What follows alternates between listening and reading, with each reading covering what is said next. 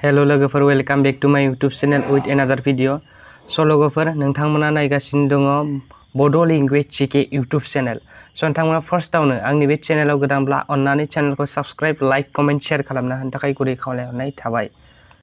स' गासै भिउवार्स, नोंथांमोन जों दिनै सावरायगोन बिटिआर गोजोन गोरोबथानि गेजेरजों बर' हारिनि सिनायथि, बर' हारिनि राव, बर' हारिनि सोलोंथाइ बायदि बायदिजों सोमोन्दो थानाय जेंनाफोरनि सोमोन्दै 6.1 दफा बादियै सिगांनि 2003 इं मायथाइनि गोरोबथायाव होनाय रादाय बादियै कार्बि आंलं आरो दिमा हासाव जिल्लाफोराव रायजो जाबोनाय बर'फोरखौ आसामनि हाजोआरि जनजाति एसटि हिल्सनि फारिलाइयाव सोसननो सम खानानै होखानाय समनि गेजेराव भारत सरकारा मावफुंथारनानै होगोन।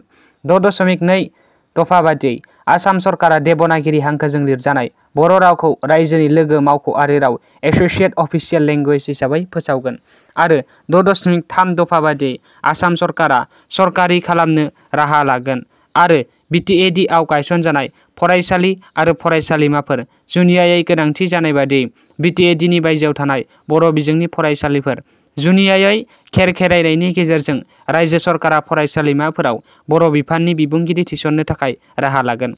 6.4 दफा बादियै आसामाव थानाय बर' बिजोंनि फरायसालिफोरनि थाखाय आसाम सरकारा सेपारेट डाइरेक्टरेट फसंगोन।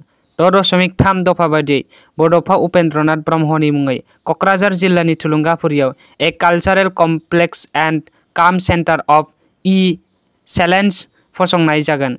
बे मिरुआ थामहिनबा बे सेन्टारआ आसाम आरो भारतनि गुबुन गुबुन रायजोफोराव थानाय बर'फोरनि राव, हारिमु, सिनायथि बायदिफोरनि रैखाथि आरो जौगानायनि सायाव बिजिरसंगोन आरो राहा लानो बिथोन होगोन। मिरु आरो रायजो सरकारनि राङारि मददजों बिटिसिआ बे मिरुखौ सामलायलांगोन।